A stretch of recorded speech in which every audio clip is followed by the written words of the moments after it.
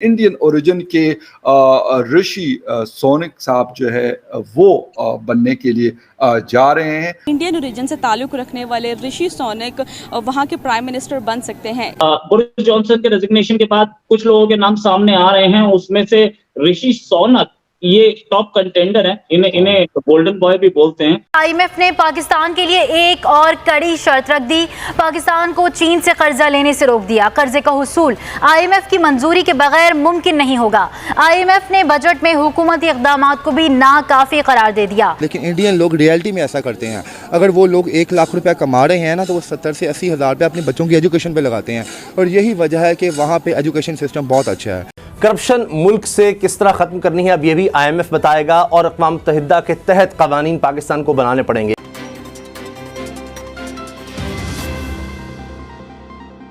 पाकिस्तान को इसमें क्या नुकसान हो? पाकिस्तान को नुकसान इसमें ये होगा कि एक इंडियन मिनिस्टर के आने से ऑब्वियसली यूके का झुकाव या उस मिनिस्टर का झुकाव इंडिया की तरफ ज़्यादा होगा, क्योंकि वहाँ ऑलरेडी सिख कम्युनिटी बहुत मेजॉरिटी में है यूके में, जैसे कि हम जानते हैं, न्यूज़ में भी देखते हैं, और जो हमारे यूके के नाजरीन हैं उनको तो बहुत ही बेहतर पता होगा कि सिख कम्युनिटी वहाँ बहुत ज़्यादा है। इंडियन मिनिस्टर बनने से ये होगा कि जो सिख कम्युनिटी है उसका होल्ड और स्ट्रॉन्ग हो जाएगा, इंडियंस का होल्ड स्ट्रॉन्ग हो जाएगा, उनकी ट्रेड बेहतर हो जाएगी, एजुकेशन बेहतर हो जाएगी, और पाकिस्तानी जिनके साथ उनका शुरू से ही एक टसलिज्म चलता आ रहा है वो बहुत पीछे चले जाएंगे। इसके लिए पाकिस्तान को बहुत एफर्ट करनी पड़ेगी अपने लोगों को वहाँ पे मनवाने के लिए, या वहाँ के लोगों को अपना आप मनवाने के लिए। आज की डेट में हमें इंडियन एजुकेशन से सीखते हुए काम करना चाहिए, ताकि जो हमारे भी पाकिस्तानी हैं उनकी एजुकेशन सिस्टम अच्छा हो, और इस तरह की पोस्ट पे पाकिस्तानी इसको भी हम देखें। जी बिल्कुल ऐसे ही है मैम। ये हालांकि हम लोग ये कहते हैं कि हमारे बकौल यहाँ पे है कि पढ़ाई पे आप 50% खर्च करें, ये हमने सुना है पाकिस्तान में, लेकिन इंडियन लोग रियलिटी में ऐसा करते हैं। अगर वो लोग 1 लाख रुपया कमा रहे हैं ना, तो वो 70 से 80 हज़ार रुपये अपने बच्चों की एजुकेशन पे लगाते हैं, और यही वजह है कि वहाँ पे एजुकेशन सिस्टम बहुत अच्छा है। इंडिया जो है आज की डेट में वर्ल्ड वाइड जो है वो इन्फ्लुएंस रख रहा है, और उसका इन्फ्लुएंस और बढ़ता जा रहा है। ऑफ कोर्स इंडिया रख रहा है, इंडिया की ट्रेड हमसे ज़्यादा है, इंडिया बेसिकली ऑर्गेनिक चीज़ें पाकिस्तान से ज़्यादा प्रोड्यूस करता है, इंडिया का नाम हमसे ज़्यादा है। बेसिकली इंडिया में 2 कौमें हैं, सिख और हिंदू। पाकिस्तान में ना मिनॉरिटी पाकिस्तान के हक़ में है, ना ही मुसलमान पाकिस्तान के हक़ में है।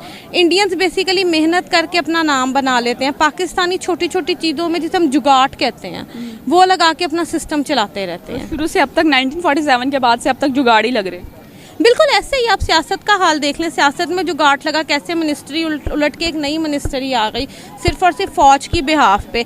हमारी ब्यूरोक्रेसी को मुल्क का सोचना चाहिए, लेकिन मैं अफसोस से ये बात करती हूँ कि जो हमारी ब्यूरोक्रेसी है वो मुल्क का नहीं सिर्फ अपना सोचती है। किसी भी कंट्री में चले जाइए, दुबई चले जाएँ, सऊदीया चले जाएँ, सऊदीया एक इस्लामिक मुल्क है, लेकिन वहाँ की 10 से 15% जो आबादी है इंडिया की है।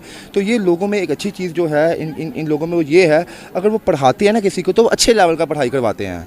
ठीक है, वो ये नहीं है कि आई.कॉम, बी.कॉम, FA, BA करवा दिया। वहाँ पे IT का बहुत ज़ोर है। मैं वहाँ पे गया हूँ, मेरे दोस्त वहाँ पे हैं दुबई में जो इंडिया से बिलोंग करते हैं, वो कहते हैं कि हम लोग अगर वहाँ पढ़ते हैं तो बड़ा दिल लगा के पढ़ते हैं, और वो लोग अपनी जो इंग्लिश लैंग्वेज है उसको बहुत प्रमोट करते हैं। और यही वजह है कि जब आप किसी घोड़े के सामने अच्छी इंग्लिश में बात करें, आपके मैनर्स अच्छे हों, आपकी डिग्री अच्छी हो, तो वो लोग आपको अप्रोच करते हैं अपनी अच्छी पोस्ट पे।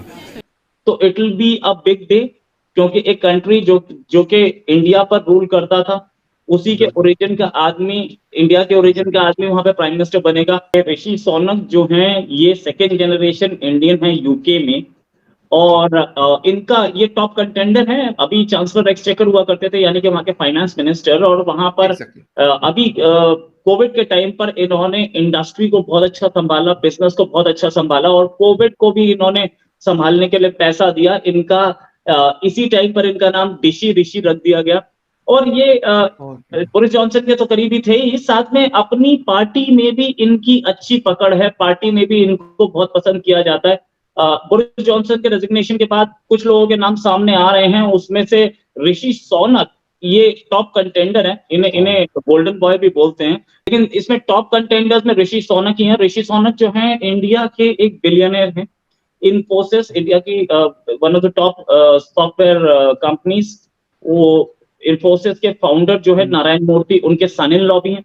और साथ में इन्होंने अपनी पूरी पढ़ाई, he is born in UK, पूरी पढ़ाई वहां पर की है, और अब ये वहां के प्राइम मिनिस्टेरियल कैंडिडेट के लिए टॉप कंटेंटर बन गए। इनकी एक खूबी और है, इन्होंने अपना काम बहुत बखूबी करके दिखाया है। लोगों में इनकी पॉपुलैरिटी इस समय पीक पर, तो ये माना जा सकता है कि ये हो सकता है ये बन जाए। We don't know how the politics goes, politics तो कभी भी चेंज कर सकती है। ऋषि सोनक के साथ ये रहा है कि इनकी जो इनके कई मतलब कई फील्ड्स हैं, ये जिसे बोलते हैं कि वहां पे सोशल सर्विस में भी थे और लोगों के साथ काम भी करते थे, और पॉलिटिक्स में suddenly came into limelight when he became the chancellor exchequer, वहां के फाइनेंस मिनिस्टर बने। ऋषि सोनक अगर बने तो it will be a big day, क्योंकि एक कंट्री जो कि इंडिया पर रूल करता था, उसी के ओरिजिन का आदमी, इंडिया के ओरिजिन का आदमी वहां पे प्राइम मिनिस्टर बनेगा। एक बड़ी चीज तो होगी, नो डाउट अबाउट इट। तो हिंदू रीति रिवाजों को फॉलो करते हैं, दिवाली मनाते हैं, सब कुछ है, तो ये इंडिया के लिए भी, और इंडिया से बेसिकली ब्रिटिश टाइज भी अब अच्छे हो रहे हैं। तो ब्रिटेन के साथ जो हम टाइज कर रहे हैं, और हमारा जो बिजनेस है, ब्रिटेन वर्ल्ड की टॉप इकोनॉमीज में आता है, और ब्रिटेन बहुत टाइम से हमारे पास इन्वेस्टमेंट्स और हम उनके पास इन्वेस्टमेंट्स की बातचीत कर रहे थे। हमारे टाटा ग्रुप ने बहुत वहां पे इन्वेस्टमेंट्स की थी, और उन्होंने इंडिया में की थी। अभी बोरिस जॉनसन भी आए थे, तो यहाँ पर जेसीबी मशीन के ऊपर बैठे हुए थे। तो it will be good to see. Boris Johnson साहब का आपने जिक्र किया, तो अभी बिल्कुल कुछ अरसा पहले, गालिबन 4-5-6 माह पहले उन्होंने इस विंटर में विजिट किया था न्यू दिल्ली में नरेंद्र मोदी जी के साथ। जप्पियां शप्पियों वाली तस्वीरें हमारे पास मतलब है, मौजूद है।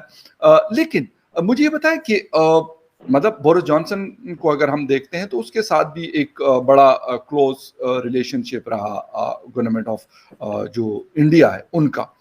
उसके साथ साथ वो बहुत सारे कंट्रोवर्सीज का शिकार भी रहे हैं, वो कोविड के दौरान पार्टी हो या फिर और बहुत सारी चीजें हैं। लेकिन जो उनका जो टाइम पीरियड था वो बहुत सारे कंट्रोवर्सीज से भरा रहा है। तो क्या समझ रहे हैं कि चैलेंजेस क्या है? क्योंकि अभी की गवर्नमेंट, क्योंकि पाकिस्तान में चेंज हुई है, तो हमें पता है कि मियां शहबाज शरीफ साहब, हालांकि यूके और पाकिस्तान का कंपैरिजन बिल्कुल भी नहीं है, ना हो सकता है, बट क्योंकि एक मुश्किल सिचुएशन है, मैं ये कहूंगा। इसके लिए आप क्या समझ रहे हैं कि क्योंकि बोरिस जॉनसन, अगर वो तो कह रहे हैं कि मतलब I am not going to resign from my job, लेकिन अगर वो करते हैं, और बहुत सारे चांसेस हैं कि वो कर दें, तो फिर इनके लिए, ऋषि साहब के लिए क्या मतलब होगा? क्योंकि जिस तरीके से हम रिसेशन के बारे में सुन रहे हैं, इन्फ्लेशन के बारे में सुन रहे हैं, और बहुत सारे चैलेंजेस हैं, यूक्रेन रशिया वॉर है, ये सारी चीजें फेस करनी है। देखिए, जो बोरिस जॉनसन के पास से खबर आई है, वो उन्होंने अपनी रूलिंग पार्टी के चीफ के पोस्ट से रिजाइन कर दिया। पहले उन्होंने बोला था आई विल नॉट रिजाइन, लेकिन अब खबर आ रही है कि वो एक नेशन को एड्रेस देंगे आज शाम को, और उसके बाद आज रात में इंडियन टाइम, आज रात में उनकी अपनी शाम में, उसके बाद मोस्ट लाइकली वो रिजाइन कर देंगे, और रिजाइन कर देंगे तो उसके बाद एक न्यू प्राइम मिनिस्टर ढूंढने का सिलसिला शुरू होगा। जी। जो ब्रिटेन, जो यूक्रेन रशिया वॉर है, उसमें जो उनकी फॉरेन पॉलिसी है उसको तो कंटिन्यू ही किया जाएगा, उसमें कोई चांस नहीं है, क्योंकि ब्रिटेन नेटो का मेंबर है और नेटो के लिए तो सारी लड़ाई हो रही है, तो उसमें कोई चांस नहीं है। इनको वही फॉरेन पॉलिसी कंटिन्यू, जो भी नया आएगा उसको वही फॉरेन पॉलिसी कंटिन्यू करनी पड़ेगी। इसको आप बिजनेस के एंगल से देख सकते हैं। अब बिजनेस के एंगल से ऐसे होगा कि इंडिया और यूके दो बड़ी इकोनॉमीज हैं, दोनों मिलकर के कहीं 5 ट्रिलियन से ऊपर जाती हैं, तो वहां पर हमें फायदा हो सकता है, वहां पर इंडिया और यूके दोनों को फायदा हो सकता है। ये ऋषि सोनक के जो हमें पॉलिसीज दिखी थी, दे वर एक्चुअली प्रो बिजनेस, और pro business in the sense कि वो इंडिया से बिजनेस करना चाह रहे थे, और वो ऐसे इस तरीके का बिजनेस करना चाह रहे थे जिससे दोनों इकोनॉमीज को फायदा हो। लार्जली हमारा ब्रिटेन से डिफेंस रिलेशंस बहुत ज्यादा नहीं हैं, उसमें कोई शक नहीं है, लेकिन बहुत ज्यादा नहीं है। हम डिफेंस रिलेशंस और बेटर कर सकते हैं। अब जहां तक ऋषि सोनक की बात है, ऋषि सोनक जो है, उनकी वाइफ जो है वो इंडिया में पली बड़ी, इंडिया में रही है, तो हम वी एक्सपेक्ट कुछ तरीके का वहां से जो कल्चरल एक्सचेंज और दूसरे एक्सचेंजेस हो सकते हैं।